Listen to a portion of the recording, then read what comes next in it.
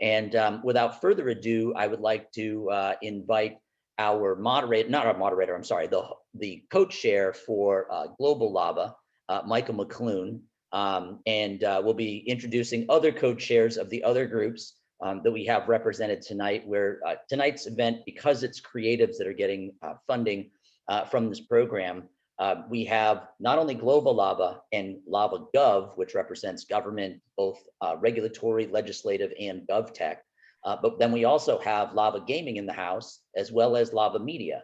And I think both of those are pretty self-explanatory, so I won't go into that. Michael, good evening, how are you? Hey, thanks, Darren.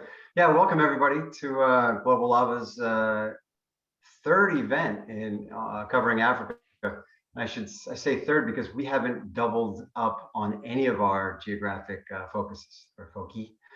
We've done Latin America, we've done EU and UK, we've done specific countries like Israel and India, but only once. And there's a reason that Africa keeps coming up. It's I could sum it up in the fact that the 7 of the fastest growing markets in the world are all on the continent. I'm not entirely sure about my math, but if you take the US population and the EU population, Africa still has more. They have I think it's 1.4 billion people or 1.1 billion people.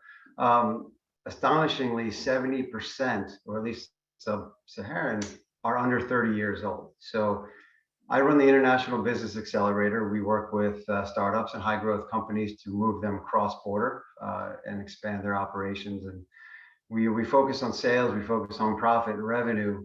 But when you're looking at the African market and the continent as a whole, and all these great things are going on, like the AGOA Act, which you'll hear about in a minute, market share is a huge but sort of overlooked benefit of trade with Africa, with so much youth, and of course, being media, digital media, creative economy, it's certainly targeted at those. So, well, what else here is? So, Global Lava is excited to partner with the 3 other Lava groups. And I'm at this point going to turn it over to Dylan. I also want to say thanks to Sharon, my co-chair at Global Lava. She represents the country of France, particularly the Grenoble region, which is kind of the Stanford quantum computing sector of France. So anything French or EU, contact us and she can help you out. If you're going cross-border, just curious about it, contact me. That's what our acceleration program does. So I'm going to turn it over to Dylan, the chair of Lava Gov. And tonight we're going to present Prosper Africa in a sense that there's no better business partner than the US government if you're going into developing countries. So you're going to learn tonight how there's capital available. There is equity investments available. There's also de-risking program, and there's really no better partner when you go into a foreign company than Uncle Sam to have by your side. So Dylan. Great way to articulate that, Thanks for doing this with us. No, not a problem.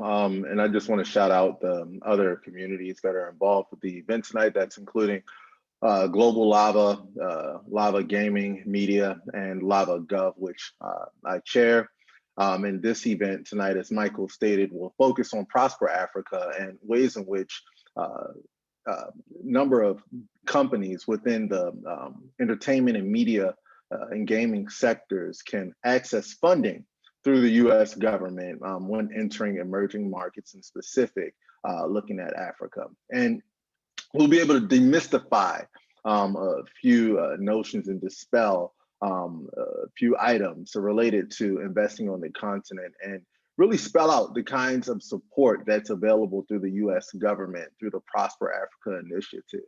And all in all, what I will say is that we have amazing panelists here from Prosper Africa that will be able to answer questions and paint a vivid picture of the ways in which resources can be deployed to shore up businesses and provide a level of support that is practically unmatched. And with that being said, I would like to introduce the other panelists that will be joining us here. Toyin Awesu, Prosper Africa's communications team, Iman Kennerly with their transaction team, and Managing Director Bill Fanjoy. And I'll invite you all, starting with Toyin, to introduce yourselves, and we will go ahead and dive into the program. Thank you. Thanks to the Global Lava team, and thank you, Dylan, for this amazing introduction and opportunity for us to talk to, Los Angeles creative community and people beyond. So I'm Toyin Awesu Uhwebu, and I'm the communications advisor for Prosper Africa, and we are really excited for this opportunity today. So I'm just gonna, give you all an overview of, what Prosper Africa is, and all of the amazing things that we're going to talk about this evening. And what I really just hope that you all are able to take away from here is that Prosper Africa is here to guide you, and we want to be able to provide you with as much information on the resources available to you through the U.S. government. Basically, working with us is the way to go. So what is Prosper Africa? Prosper Africa is the U.S. government initiative to substantially increase two-way trade and investment between U.S. and Africa. Ultimately, our goal is to drive economic growth and new opportunities for American businesses, and also create jobs for the African and American worker. So two-way here. We work with 17 agencies and serve as a one-stop shop for where the U.S. and African businesses and investors can access the full suite of U.S. government services and resources. And it's a lot. And so that's why we want to be that resource for you. One of the things that, I'm sure you all are very interested in is going to be fundraising. And we'll talk a bit more this evening about our virtual deal room, which is our VDR. It's a platform that provides entrepreneurs and investors with curated and vetted trade and investment opportunities. Keywords: curated and vetted. So again, that's back to, you can trust working with us. And if you're looking to raise debt or equity capital or both, or even if you're a business looking, if you're an entrepreneur, an investor looking for businesses to invest in, maybe in key sectors, tech, agriculture, healthcare, you can check out deals here as well on the VDR. And my colleague, Iman Kennerly, will talk a bit more about the VDR and how it works. So I want to give you like a practical example, because again, there's so many tools and resources across the US government that are available to you. But in practice, what support through Prosper Africa can look like in action. We recently helped Field Intelligence, an African health tech company, secure $3.6 million in investment. They're using that investment to help pharmacies manage their inventory and stock high quality medicines, which is critical in this time and in the wake of COVID-19. And although we have, identified some key sectors that, that we are probably going to be, looking at, like infrastructure, digital and physical, and energy, but these are all directly related to the creative economy. So they work together, and the efficiency of these sectors can greatly increase the opportunities and generate even higher revenues in the creative economy. We know this. And so we think it's important that as we also begin to address supporting the creative economy, we look at things from those perspectives as well. A great example of this is through USTDA's Access Africa initiative. It's a key tool in the Prosper Africa Toolkit. What Access Africa does is it brings together critical stakeholders to advance inclusive, secure, and sustainable connectivity. Because like I said, we understand that the creative economy cannot grow in a bubble. And so all these other elements must be in place, and they must be strong for this sector to really grow. So Access Africa is ongoing through workshops, reverse trade missions, and webinars. And these are, places we'd also love to get your voice, hear your voices, and have you all involved in. So that's the general overview of Prosper Africa. My colleagues Bill and Iman will talk more from an investment and trade perspective, and just help break down and demystify what the U.S. government has and the resources and tools to working with us. Thank you. So kicking it over back to you, Dylan. Thank you for that, Toyin. I think that was very comprehensive. And I know for many folks, when we think of Prosper Africa as an initiative and it being started under the Trump administration, most of what we know about Prosper Africa is that it was instituted, so to speak, to combat China's influence on the continent.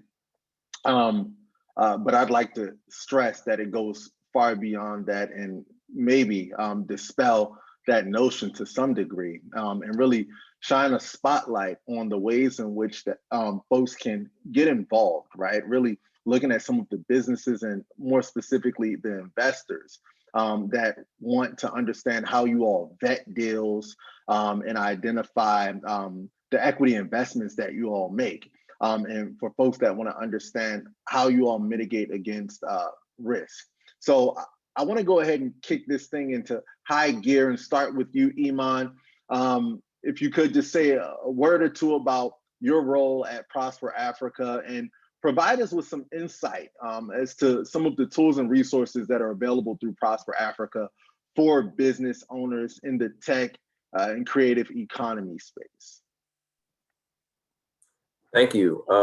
Well, first, I want to, I can't overemphasize that, for all the attendees, what our focus with Prosper Africa is to get you guys doing business with Africa. That's our goal. Doing transactions, doing projects, expanding into Africa. In my role, I'm focused on our transaction effort to develop a pipeline of investments by first identifying projects and then working with the entrepreneur or the project sponsor to match them up with a US government resource or even a private sector resource that can help move that project and advance that project. That could be financing, that could be risk mitigation tools, that could be assistance with business planning. It really varies. What we're able to do in this transactions effort. I want to talk about some of those tools and how Prosper is positioned to help you guys to access those tools. But first, I want everyone to keep in mind that you guys really need to have a idea of where you are with your project and what type of business it is, because that really provides the context for you to approach us and for us to help you access the resources that are necessary. To work with Prosper, it's really important that you understand the opportunity that you're looking to capitalize on and what are the obstacles to those opportunities. So when we're looking at different markets in Africa, the opportunity might be for you and your project, the untapped market potential, or it could be the untapped talent that exists in some of these markets. It could be looking at obstacles like the obstacles of the risk perception that you might have or potential investors in your business have about risk in those markets. It could be that the investors that you would typically approach for projects here in the States aren't as patient in terms of risk or just in terms of their timeframes for getting returns on their investment. And those could be obstacles too in building a project in Africa or expanding into Africa. So some of the solutions that we can access through Prosper Africa and connect you with, when you look at the market potential, we have government agencies that focus on market intelligence. So they can provide you with business intelligence products. We can talk more in depth about them, but we have market intelligence that can be generic to an industry or it can be customized based on your needs. If you're looking at setting up shop in a particular market or a particular country to access the talent there, so you want to set up an operation, a production company or some type of physical presence, we have government resources that are on the ground that can connect you with potential partners that are already on the ground. I have a question, Iman, if you don't mind. Sure.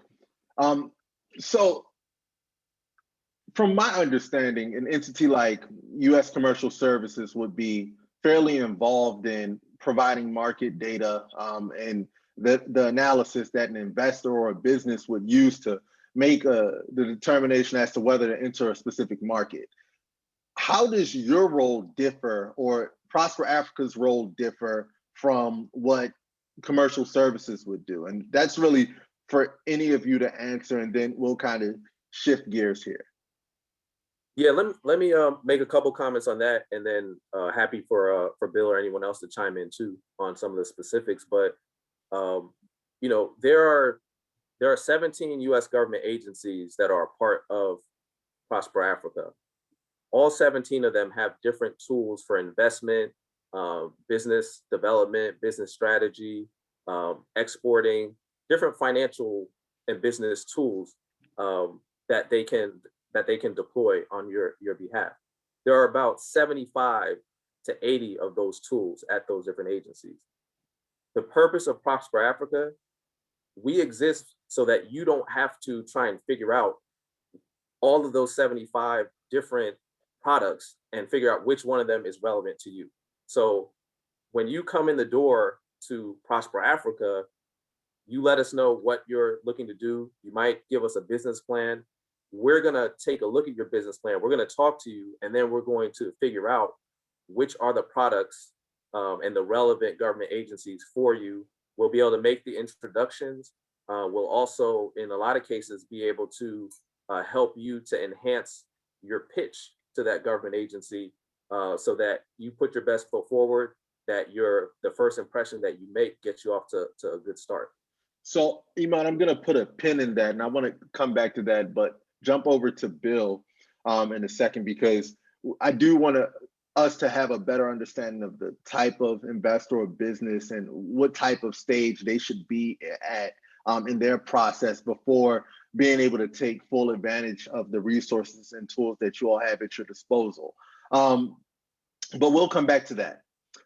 Bill, I'd like to ask you for investors, right? Because one thing that I do know is that when Prosper Africa was established, there was a lot of rhetoric out there about OPIC being reformed, if you will, and increasing how much money was available to be expended on various projects. I think from 30 to $60 billion to be adjusted for inflation and all of these other things that look wonderful on paper.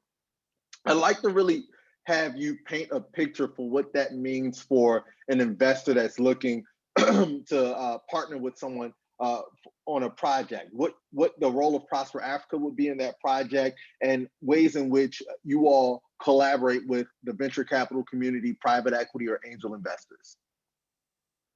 I'd be happy to answer that, and I'm going to take your pen out for one moment because it has a lot to do with the answer, and that is on working with commercial service and how are we different. We are broader and narrower at the same time, so broader in all 17 agencies that deal with Africa, whether it's in trade, investment, development, all tools that any business wants to tap into.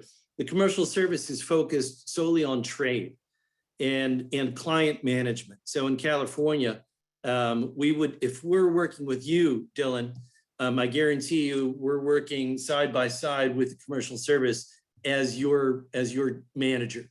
So after we get you into Africa, then they can get you into Asia and Latin America and everywhere else. But we see Africa as a different market, and one that has other resources that have been on the ground for a long time. USAID has got so much information that has been siloed and kept away for years from those of us who are in trade and investment. And finally, we're unsiloing AID, so they're part of the team. We're also unsiloing MCC, Millennium Challenge Corporation, and 70% of their their contracts, which are worth about $500 million, are in Africa. So there are resources that are very unique to Africa, and that's why you have Prosper Africa, to make sure that you have all those resources while we work with the commercial service, with your Export Assistance Center. So with that said, I can use an example today for finance, for DFC. So OPIC has become the International Development Finance Corporation, DFC. Today, I was on the phone with the Export Assistance Center in Houston. That's working with the U.S. business in energy in Angola. And on the phone, we had the senior commercial officer for Department of Commerce in Angola, in Luanda, and we had myself and the advocacy center.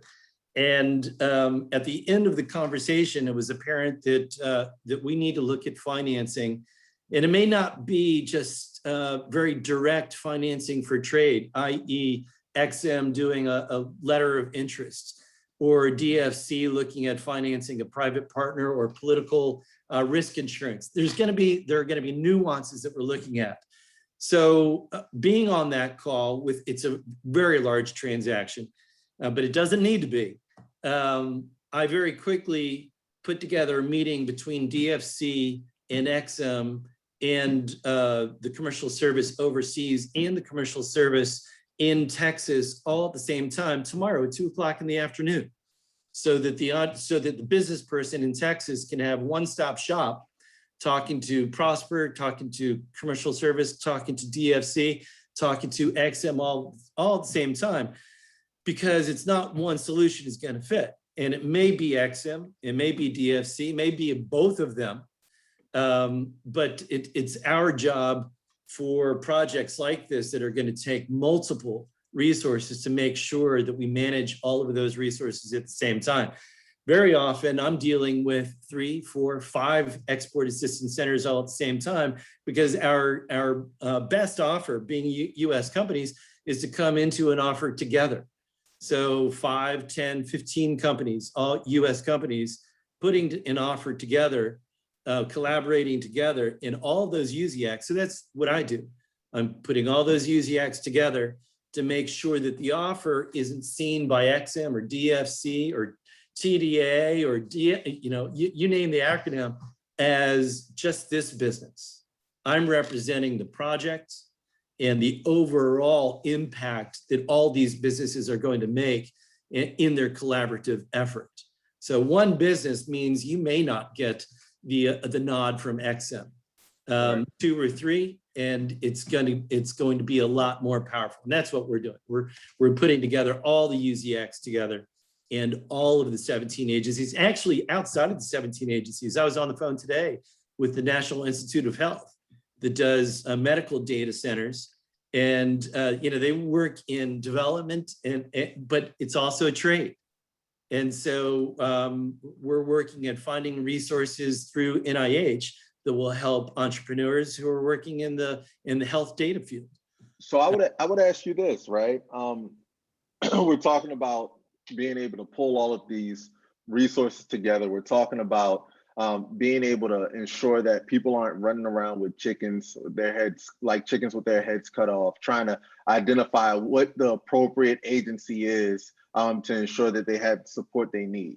But I know that a critical component of what you all offer is being able to get people in the space in which they can access the funding that's right for them, right? So I kind of want to shift gears and talk a bit about the virtual deal room a bit, if you don't mind, because we do have many of folks on the call that are interested in the creative spaces. We've seen the likes of Netflix enter the continent. You see Amazon Studios, you see homegrown industries and platforms develop on the continent. And then just speaking about sports, esports, the world of betting, gaming is booming on the continent as well. And we have individuals from our ecosystem here in LA that are very familiar with the space and are considering ways to expand. So I would ask you to paint a scenario for us and everyone on this call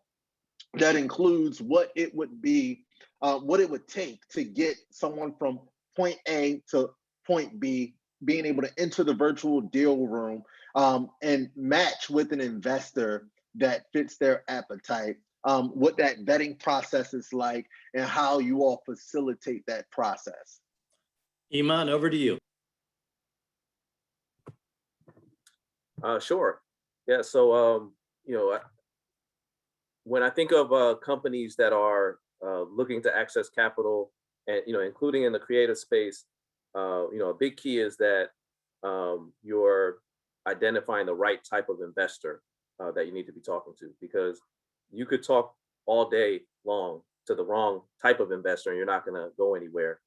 And then also you have to speak the right language for that particular type of investor. So going back to the theme of the different challenges that there are to investing in certain markets, there are certain investor types that really lend themselves to those type of investments. And those are not going to be the same investors that are here in the US that might make an investment in the creative space, not necessarily.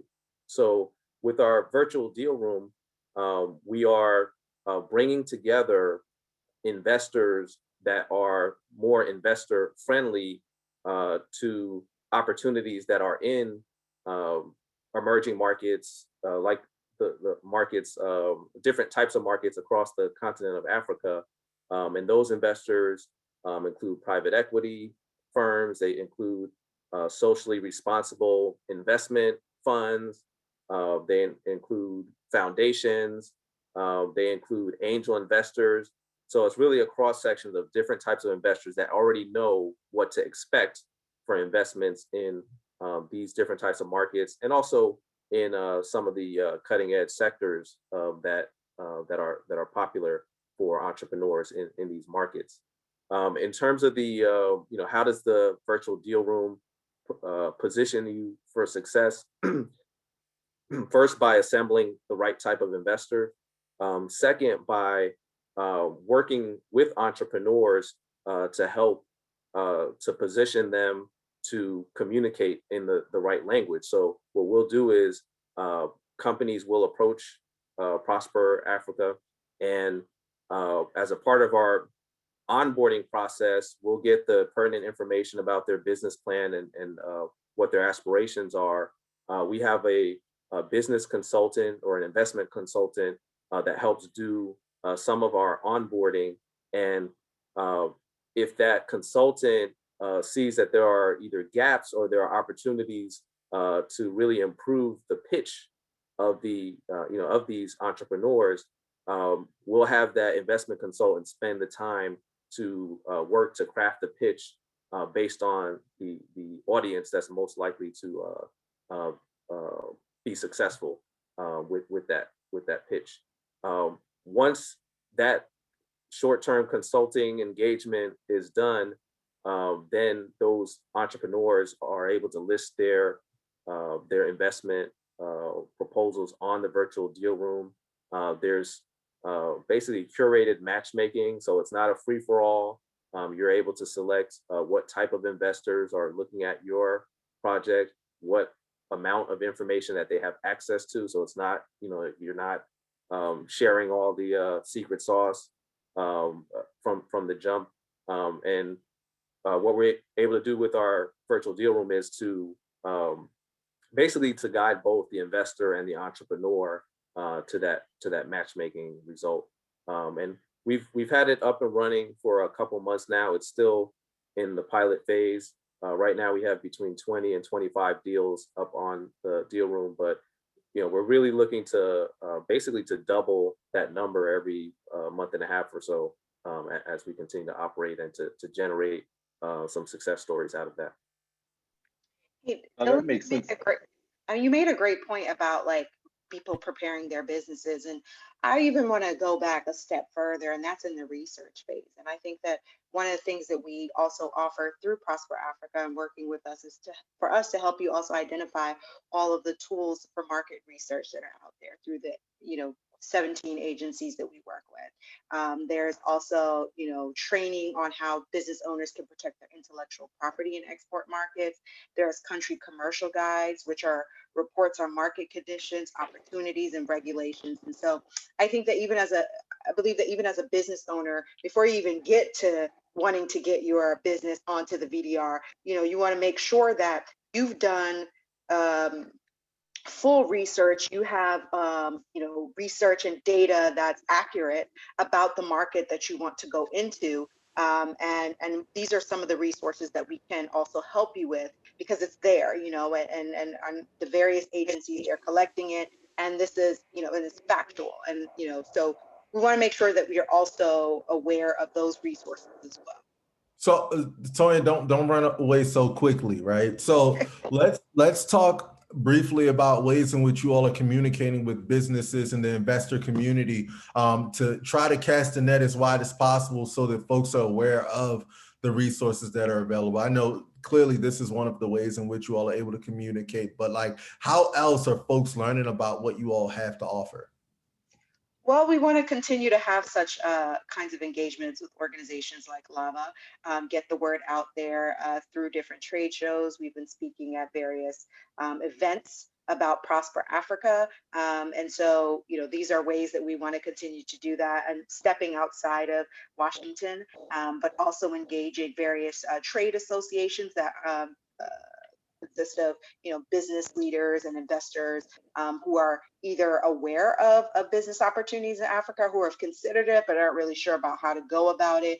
So we're trying to approach this from multiple angles. We also have a growing newsletter list that we would encourage everyone on this call to visit our website to sign up for our newsletter list, and of course to follow us on social media. This is where we also share a lot of updates from our various partners about work that they're doing, but also if there's a call for applications, an opportunity for funding. We share all of this in real time. And so we encourage everyone on this call to also join our ecosystem to learn more about Prosper Africa and Prosper Africa and its partners and what they're doing in each one of these organizations. Okay, thank you for that, Toyin. And I'm gonna stop asking all of my personal questions and turn it over to the audience, the virtual audience. And I will start by prefacing this and letting everyone know that if you do have questions, please do drop your questions in the Q&A box. It's down below right next to the raise hand icon, I think. It's easier than having to scroll through the chat, and you all are asking some wonderful questions. So I'll take them straight from the Q&A box. And I'll go ahead and start with the question from the anonymous attendee. They would like for someone from Prosper Africa to please elaborate on the transition from OPIC to the Development Finance Corporation. And we should probably spell out some of the acronyms so that people don't, just the alphabet soup I know can get somewhat confusing at times. Bill, Iman, Toyin, anyone? I'll take a stab at that. So I didn't say in introducing myself that before joining Prosper Africa, I spent 15 years as an underwriter working with small businesses and medium enterprises at OPIC and then the DFC when it transitioned. As far as explaining the difference, I think there's a lot that's the same. So OPIC and DFC are both serving as the United States government's development finance bank. So the suite of products are financial products that you would get from an investment bank. It could be direct debt, it could be guarantees, different political risk insurance product, private equity fund products. So a lot of that has stayed the same. One thing that's different is that under DFC, the product line has expanded to include direct equity investments, which is very, very exciting.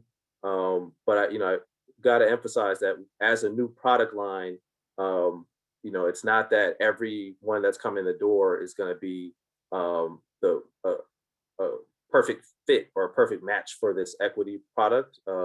So I think DFC is being pretty deliberate about where they're putting those equity investments, at least in this initial launch kind of phase. But DFC does have several other investment funds that it does support that can make equity investments through partner institutions, through foundations like the Rockefeller Foundation or other nonprofits and NGOs that under which you can achieve the same equity investment. You can attract the same equity investment. Also, DFC is a larger financial institution than OPIC. So the book of business that DFC is looking to be involved with is roughly double what OPIC's book of business was. DFC is positioning itself to be even more developmental, so to have more of a developmental impact. OPIC was focused on international development, but DFC is going to supercharge that. So there are some executive management functions that have been added to ensure that there's a check and balance to drive that development push at the DFC. Iman, I think that there's a great follow-up question to that from Mark Patterson. I believe he's with Lava Gaming. At what stage should a U.S. company be before they engage with the virtual deal room? Is this an opportunity for early stage startups, or do the companies need to be more established? Great question, Mark. Yeah, I think it really depends on the industry, and it depends on it depends on the entrepreneur themselves. So if a company or the entrepreneur is already pitching and already engaged and trying to sign up investors, they're ready. This is another option, to another platform to do that. For companies that don't have their business plans developed yet, that's their earlier stage, and they're probably not ready for the virtual deal room, but they can still approach Prosper Africa, and we can still connect them with some tools to help them develop their business plan. Again, we talked about market intelligence, market research, matchmaking for partners. So there are plenty of other resources that we can connect them with to get them positioned for the virtual deal room, or to get them positioned to approach an institution like DFC, Exim Bank, or any of these other government financial institutions. The SBDC is a perfect example of, somewhere that you could go to also get this kind of support. There you go, Torian. I was thinking and you said it. Thank you. Thank you for that. There are other amazing questions. I'll go ahead and jump down to a question from James Wing. Speaking broadly, what role do you see external IPs playing in African media? I assume you're referring to intellectual property. More specifically, are video games, TV, looking for North American intellectual properties to integrate into their products? Or is it more preferable to develop proprietary IP on the continent or in the content? I'm not sure what that last part is, James. Did you all understand the question? I did, because Dylan, it's simply market research, and I don't have the answer because I'm not that technical in that area. But I can tell James that there's market research out there. Iman is working with technical teams. State Department has teams who have sector specific knowledge.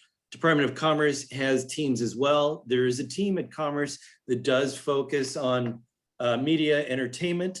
So there's a lot of information that you can get there, and Toyin was pointing us in the direction of market research that exists now. But if you don't see the market research, it doesn't mean that we don't have people on the ground. We do in every country in all of Africa who can answer these questions. And it's no more than an email.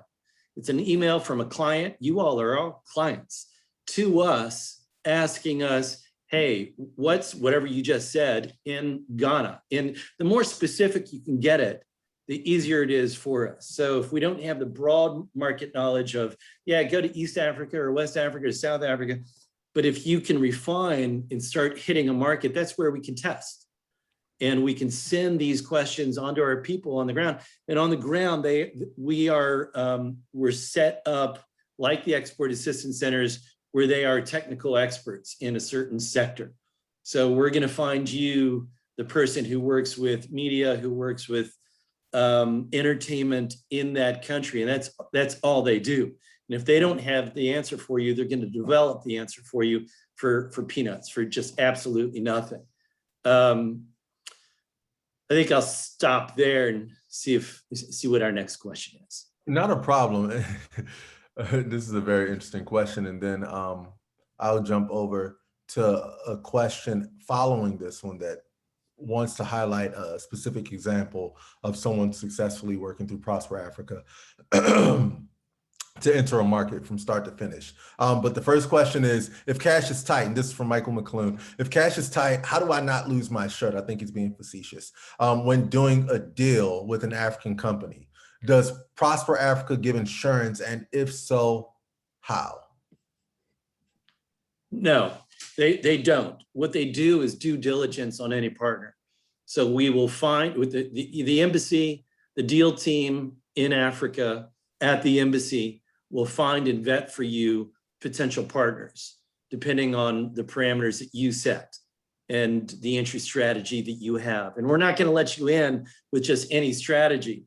So you say that you want to enter with all the biggest grocery stores. And it would be wrong of us to say, okay, well, here, we're going to put those meetings together if we knew that that's not going to work.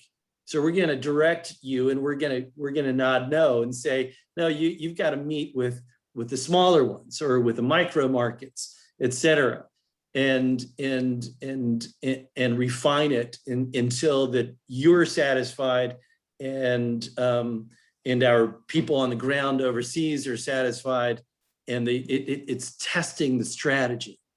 And I'll keep leading you in the direction of next steps. And the next steps after the market research is an initial market check. And again, it's for like $300 or $400 that will test your strategy. You've got your business and you're selling pens, and you want to know if there's a market in Lagos or Abuja in Nigeria. Well, we're going to ask our people on the ground in Abuja, in Lagos, if there's a market and who you should meet. And once you meet them, what are the financing opportunities, possibilities from A to Z. So it's a matter of market research, you doing the market research, and then having our people test it on the ground, and then test your entry strategy. And then, Dylan, actually getting you guys on the ground.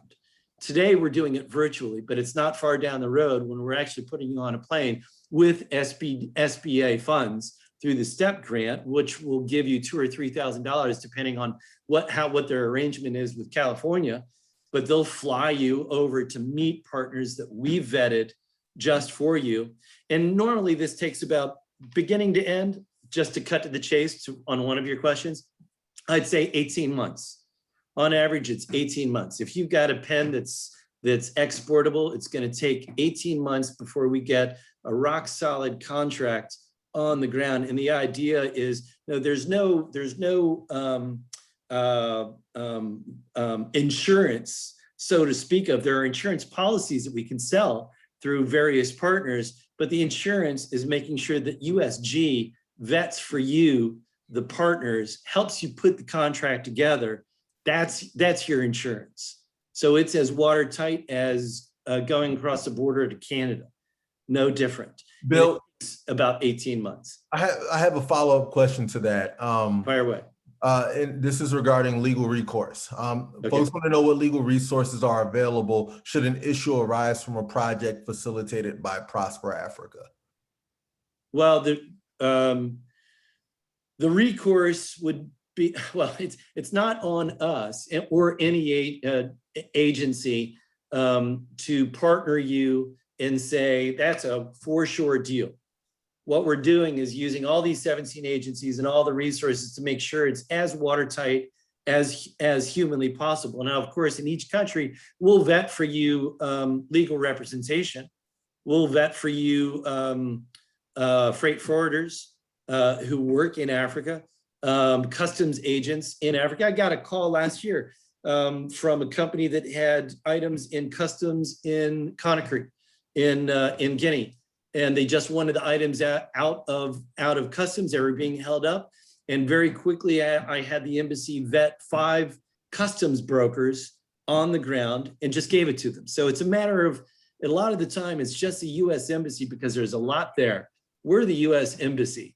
And so when we vet companies or partners law firms, accounting firms, freight forwarders. They're coming to us with everything open. They may not show everyone else everything, but when the US Embassy asks, did you really do 5 gazillion last year? They're a little more forward with, no, I didn't do that. Here's exactly, because they want to be on the A list. They want to be referred to every single time. And that's what we're doing here, Dylan. We're making sure that you all are A list and you are working with us before you go and making sure that you've got all the agreements that you need with XM, TDA, DFC, AID, you name it. And then we're connecting you overseas through the embassy with the A list. So that's the most insurance that we can give, but also there are insurance policies. Thank you. Dylan, Yeah. I just want to jump in with another example of just kind of drafting off of this example that Bill gave about how the U.S. government can help to vet partners or vet opportunities. On the back end, while I was at DFC, one of the products that I focused on for a while was the political risk insurance. And we have a great example that's in the advertising and the creative space of a company that was a small business that was operating in 6 different countries, a outdoor advertising, so a billboard business. And that company obtained a very economically priced political risk insurance contract from DFC or from OPIC. That company in one of these markets got in trouble with the municipal government, so the city government in one of a capital city of one of these countries, which decided that they were going to pass a lot of laws that not only were they anti-outdoor advertising, but the laws really only affected this particular company, this particular American-owned company. The laws did not affect any of the local companies. So the company contacted OPIC since we had sold the policy. And as the insurer, we're in position to either pay the claim or to see if we can head off this intervention by the local government that could put this company out of business. So what we did was, as our first option, we in DC, in Washington, DC, me and my colleagues, we reached out to our colleagues at the US Embassy, at the State Department, to arrange to approach the local government to inquire why they were targeting this specific firm, and to let them know if we had to pay a claim, if the US government had to pay this claim to this company, that we were not going to be able to provide investment support for other investments in the country until we resolve this particular issue. In that case, the government backed off completely, allowed the company to continue operating unobstructed. And I just use that example to say that you could buy the policy. It's kind of what Bill was saying, but at a different stage. You could buy the policy from the U.S. government agency, but the value is not just that that we would pay the claim on the policy. The value is the negotiating position that you have as a small company, where you can actually have the U.S. government represent you, the State Department represent you, and have enough weight to get another government to back off, whether it's corruption, whether it's some other politically motivated, or maybe they have maybe their relative owns a competing company. So that's the value is, in addition to the vetting, it's having the pull of the U.S. government behind you in some cases. Iman, thank you so much for that example. I think that really doubled down on Bill's point. And we are still on a roll with many questions still rolling in. So we'll keep this thing pushing. I'll shoot 2 more questions to you guys, and then I'll wrap so that Darren and Michael McClune can close us out. The first question is, if I have an African business partner who has won a government tender but needs funding, how do we get them help with receiving that funding? That's number 1. And if you all don't mind, I'll roll right into the next one so that we can shoot them both. The second one is, we are a B2B SaaS company. offering an easy way for small, medium-sized businesses to build web applications and accelerate their digital transformation. No coding required. We started selling in Kenya some years ago, and they have a small team there. Is Prosper Africa interested in helping those kinds of small startups? Because from what they've heard thus far, they believe what's been focused on primarily has been creative industries, agriculture, and other large companies. I'm ready if that's okay. Okay, it's okay. Okay, so let me first make sure that I get to the smallness. So we love working with small companies. Startups, especially in IT, that's what they are. You know, so an example of a small startup in California that I worked with a year ago accessed a USAID fund primarily for development purposes, but it worked for trade, and that is DIV. And just look it up, DIV and under USAID. It's Development Innovations Ventures. And it provided this two-person firm that was doing solar solutions out in very rural areas, $200,000 to test their solution. So we set up the solar system at a couple schools. We had the US ambassador come out, open it up with the chef d'arrondissement or whatever, the county, whatever it is there, as this huge ceremony. And then at a certain level, then the tranche goes from $200,000 to $1.5 million. And then over 5 years, it goes to $5 million. So and this was to a small company, and it was through an incubator in Oakland. So yeah, we work with them, and we'll find the right products, services, agencies to work with. And there was another question about how long does it take to work with before we figure out which agencies you work with. I'd say, Darren, an hour of sitting down with a company. If a company has got aspirations for trade or investment in Africa, call us. We'll be on the phone with them tomorrow, and we will discuss with them what their needs are, and we will help direct them to the correct resource very quickly. Even if it is put together a plan with the SBDC, they're not ready, but we hope that the SBDC will get them ready and they'll come back. But most often it's going to be something else, but it'll be about an hour. And then the resources always do change as well as the project increases. You know, you're going to go from needing market research to needing due diligence on a partner to looking for financing, to advocacy to win a large project. And on the side of the US or the African company that won the project with the government, how can we finance them?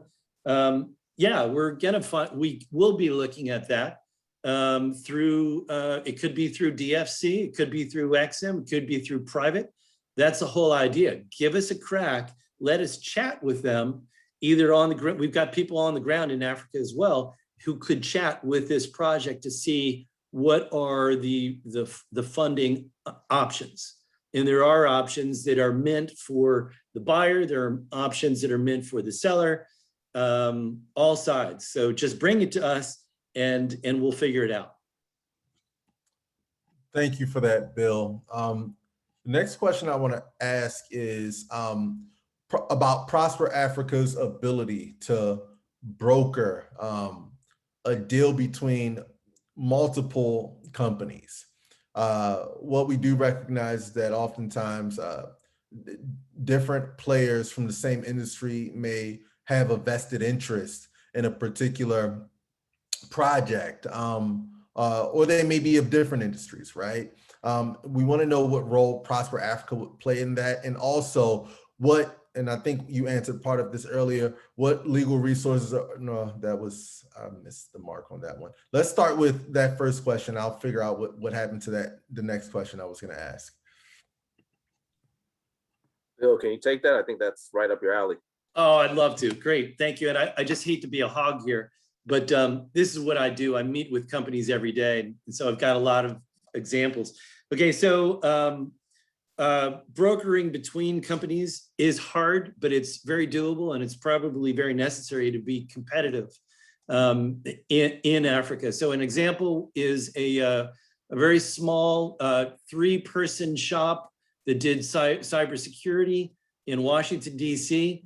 Called Cybastion. I can tell you the name because they're allowing us to.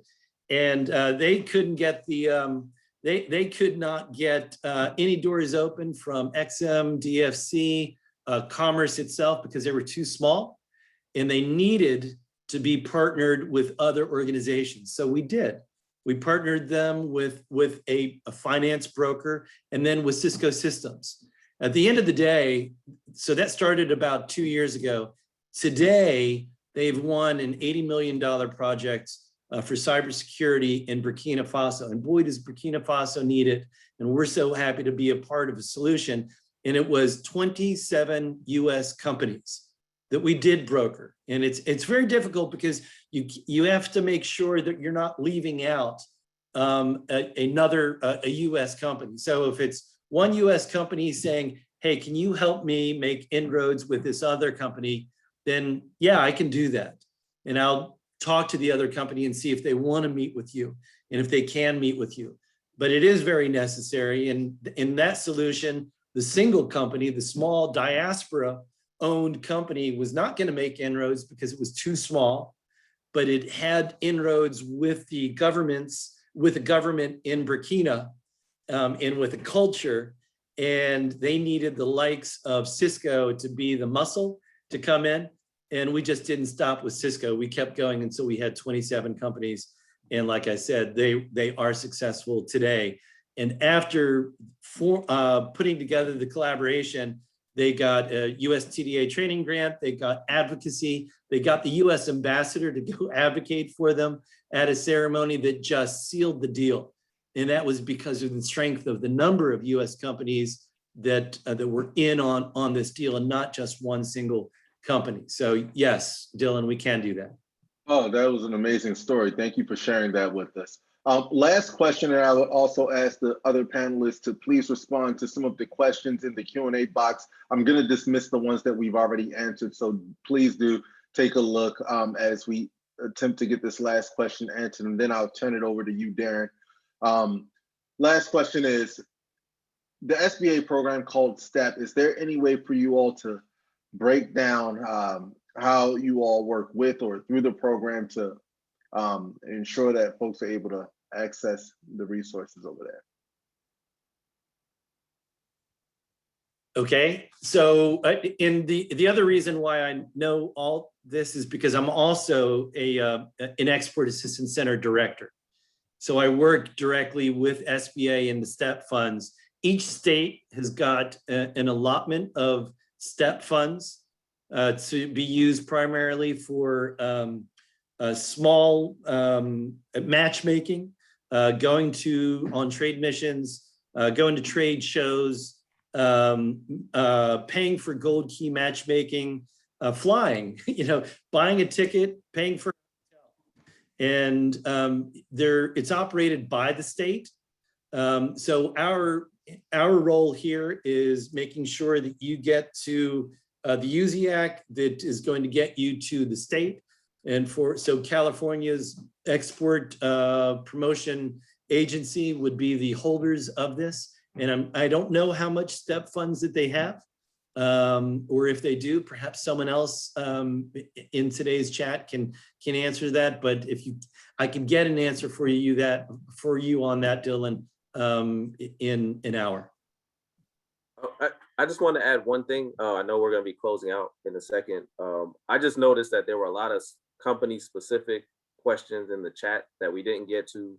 And I wanted to say, like, the answer to most of those can we help questions is yes, and we are interested. You can reach us at usaid.gov. And if you send your inquiries there, we will get them. Like, we will be the ones that, like, Bill will see it, I will see it, Toyin will see it. Like, we'll see those, and we'll be able to follow up with you that way. And I also set the link in the chat as well. And I've tried to respond to as many people as I can the Q&A section as well. This is Darren here. I'm going to give you guys a little chance to be able to answer some of those while talking. I'd love, Bill, I love your enthusiasm here, especially for startups. I feel you know, we're kindred spirits, certainly in that sense. I'm curious, I do know that there are some folks in the audience today. It's a handful, so we've let the questions really focus on American companies going to Africa.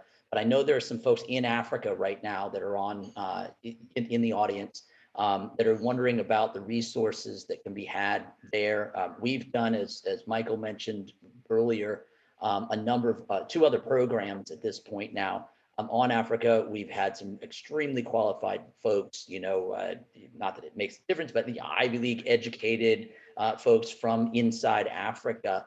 How do they interact with you, or how can the people on the ground and the investors that we work with interact with you?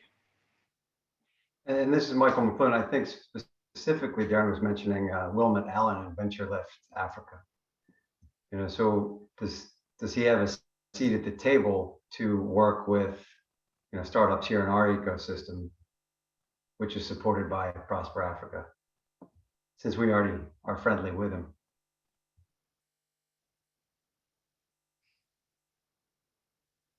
That was a question for Bill. I don't know if he...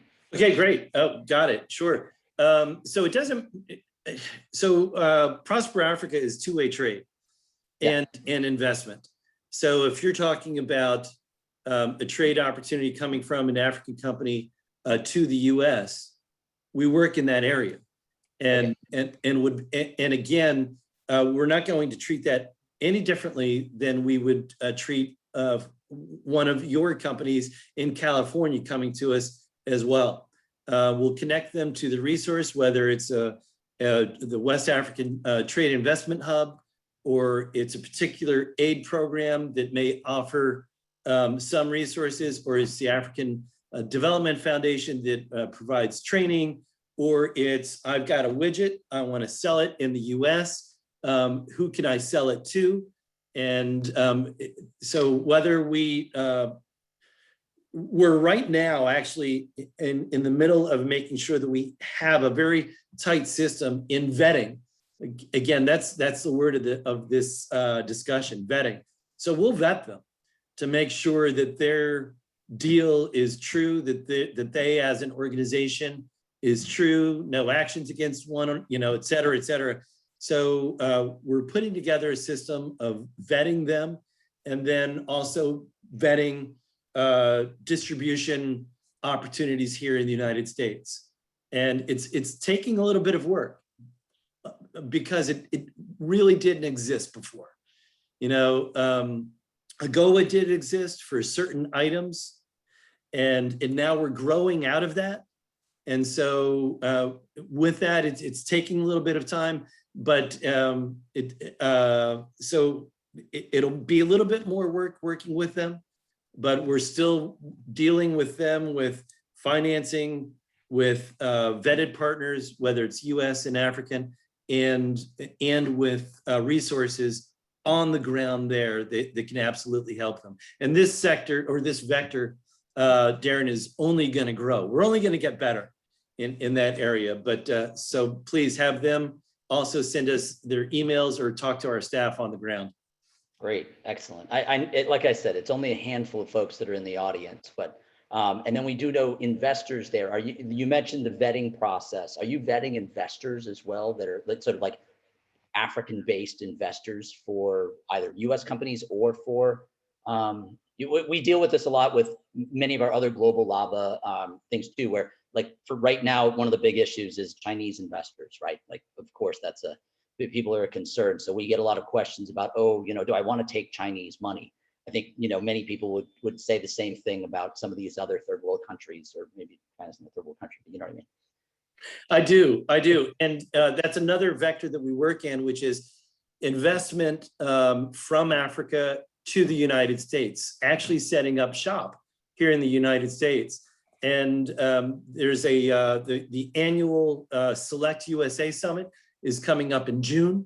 So if there's anyone listening now who's interested in being part of that. Normally, it's the largest thing you've ever seen in your life. It's all the countries around the world who come here to the United States to Washington, D.C., hear the president speak about investment in the U.S. and enticing African companies to come here. And truth be told, 6 years ago, when they had the first one with President Obama, I was the voice of God, the one saying, and ladies and gentlemen, President Obama. So I also did baseball announcing. But anyway, I digress. But if there are any organizations looking to invest here in the United States, please be in touch with us. We've got delegations coming from Nigeria, South Africa. I know there's one coming from Ghana, Egypt, and a number of others that I can't recall right now, but we would love to put you in touch with Select USA out of Department of Commerce. Thanks. Great. That's really I exciting. put the link in the chat. Oh, go ahead, Tanya. I put the link in the chat, so if anyone wants to check out their website for more information about the summit, the link is in the chat. She's fast. Excellent. I love it. As the executive director of LAVA, I want to extend our offer to assist in any way that we can in any of those programs as your local kind of identity here in LA. So whether it's working with any consulates, I know there are many consulates here in LA. I don't know which ones from African nations are here in LA, but if there's anything we can do, especially reaching out to the investment community. Darren, oftentimes Select USA is looking for local organizations who are working in the EDA, the economic development space, for offshoots from their huge summit of why come to LA, what makes it special. So if that's an area that you all, LAVA, thinks that it could work in, then we'd be happy to introduce you to the Select USA staff. We've got this summer, we have an army of interns from the number of the universities here, and they will be generating the data that will be making that argument, why LA for us. So, fantastic. We'll be we're building out that red carpet. The Global Lava is, the welcoming body. That's why we're partnering with Dylan, not only because he's a great guy and he has congressional experience, but he can match the public sector resources and initiatives and general support for anybody coming in. And we have a whole welcoming committee here through LAVA, whether it be the city or the county and the state. So, not to mention that Dylan just killed it as a moderator. So yeah, I'll apologize for him, for the audience. He had to drop for another reason, and so we popped back up here. As a last question here, were there any questions that you all, while I was bantering back and forth with Bill, did you see any questions you think we need to answer in the Q&A specifically that would really be a shame to leave unanswered?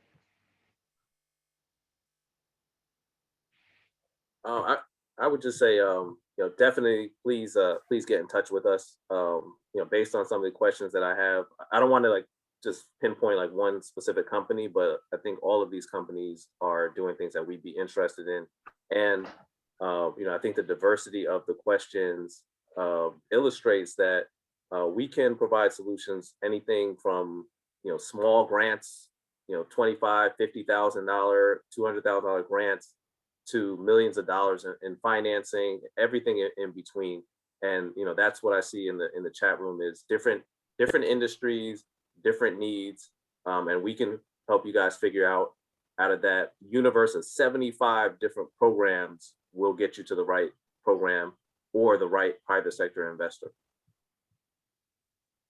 I think there's a sub-project here that Dylan and I might be working on to try to be a conduit for you guys into the LA, particularly creative economy, but in general, to be the conduit of really good opportunities for you guys and vice versa.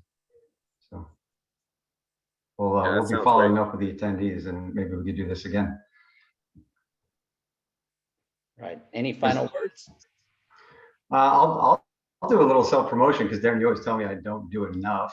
I think it was Bill, you were mentioning the STEP program, which is a state dissemination of grant monies that originates from DC. But our International Business Accelerator, we are eligible to have those grants. Sorry, founders can get those grants to work with our program. And our program is and has been trying to facilitate the public sector resources and initiatives and programs like you. And, you know, we've worked with Alexis Bennell, who was, you know, I don't think she's there. She's definitely not US anymore, but she was running the div, right? So we've been making these connections for years, and now you can get a grant to work with the International Business Accelerator, and we can help facilitate that expansion into Africa with you guys, but also through the private sector partners and relationships that we have, and academia too, for that matter. So Darren, okay, I said my 2 cents about what we do. So thanks for that. Great. Michael and Darren, if you don't mind, I did see some questions about companies that are located or have already been located overseas. I think one was in Nairobi, and the other one may have been in Ghana and in Lagos, I thought, and in Nigeria, and how we can work with them. And the answer there is whether you're there now or you're going overseas, and you don't want to use our services, wonderful. That's fine. But give us a call, and at the very least, allow us to set up a meeting between you and someone at the U.S. Embassy who knows the lay of the land and knows how things have changed, knows who the good guys are, the bad guys are, knows the sectors and the subsectors, and allow us just to put together a meeting for you. If you're going anyway, and you're going to be there anyway, go to the embassy but let us put that meeting together for you back here in DC or at the USIAC in LA, because we get to know you. And when they get that call from us, then it means that you've been vetted. So, you know, this isn't, you know, a hoax or anything. And they know that this is a US company that they should take seriously. And that's just the nature of bureaucracies. And you do need an in. You can't just show up at the embassy and say, I'm here. You really got to start with people who do know you, whether they're in California, they're in your organization, or then at the USIAC, or then at Prosper Africa. And we want to get to know you so we can make that call to the embassy and say, yep, and we'll put that meeting together and go meet and chat and get the lay of the land from people who are on the ground, your boots on the ground. I'd have to back you up on that. As an operator for a business, I traveled into Indonesia a number of times, and the folks at the Commerce Department, the State Department, everyone just kept referring me around, and everyone was really excited. We ended up signing our MOU with my Vice President Pence in present, just because we were in conversation with different people, and it just happened to be that the timing worked out. He didn't come there for us, but we snuck that in there at the time. So kind of curious. Glad to hear that, Darren. And when I'm overseas, the number one flaw that I see from any US company is that they're coming for a short amount of time based on, hey, I've got 5 meetings over 2 days, so I'm going to make it a 3-day trip. Right. In Africa, it's about relationships, and the relationships at the embassy and at the ministries, and you don't know what's going to happen after that first meeting. And we would be happy at the embassy to have a chat with you afterwards to see how those meetings were and say, are you going to stay around for a couple of days? Because if so, then let's refer you to this person and that person. And so it's a matter, and when you were talking about competition with state-supported organizations, let's say that, and they're on the ground and they're there for long-term. And that is the biggest difference that I see between US companies on the ground in Africa versus our competition. They're there for a long amount of time. And the US companies just need to spend a little more time there and see what happens from that first relationship, and let us foster those, create more relationships from that first one. But it takes a little bit of time. So plan on it. Wow, thank you. Toyin, did you want any last words? Ladies first. Well, I just would like to, say thank you to everyone for your time this evening.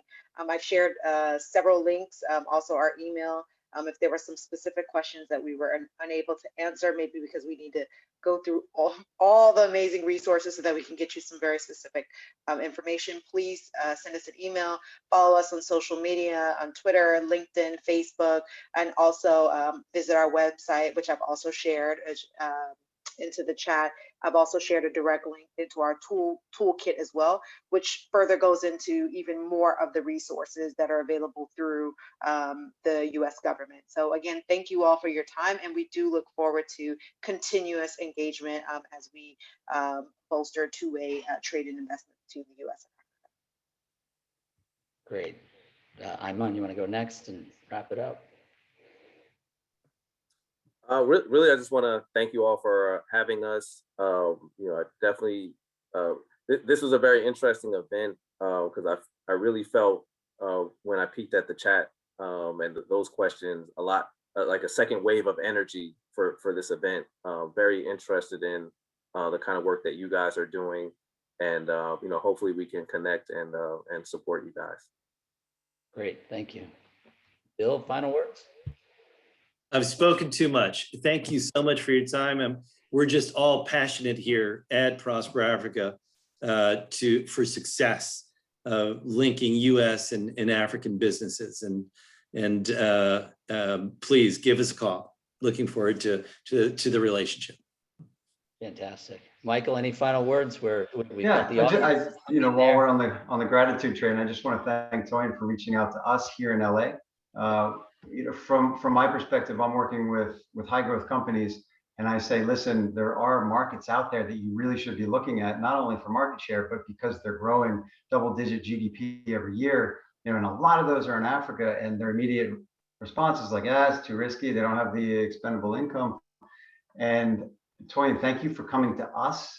And I'm really honored that we could give you this platform, especially because we're talking about digital trade. We're talking about creative trade, and we're talking about things that don't really go towards what I think a lot of startups are thinking about, like infrastructure, agriculture, and sort of those big projects that the government is known for. That now there's this smaller focus, and it's much more broad to work with different sectors and subsectors, like the creative economy, which is hard to define, but it's very broad. So thank you for coming to us for that. I don't think this is going to be the last time we'll be working together, Lava and Prosper Africa, because as you guys have seen, the Q&A in the chat has been as lively as I've ever seen at many of our events. So thank you for that, Tony. I appreciate that. So much more to do here. And of course, Iman and Bill as well. So we've all thanked each other. What I'd like to do is, as well as thank you guys for being panelists, thank you in the audience for joining us. You all, I'd say 75, 80% of you have hung in there all the way to the end, which just tells us the enthusiasm you have for this topic. And I think the need for either more programming or the need for you all to reach out to these folks at Prosper Africa who really have a lot of resources to help you with. Thank you all. Again, I'll remind you, go to lava.org for many of the resources that we are offering. If you've heard of any deals that have closed recently where founders have gotten their round of funding closed, please send that information to me. I want to make sure that we're getting the successes out to the community, and I want to make sure that we consider those closes as potentially part of our syndication series that we're doing. It's an invite only, so sorry if you're not an investor, but if you are an entrepreneur who has closed your round, we'd really like to hear about it, or if you've got a portfolio company that has closed a round.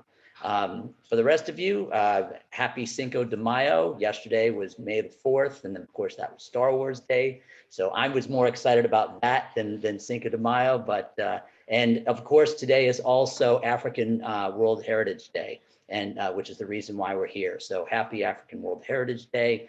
Thank you all for Lava. Good night, and take care.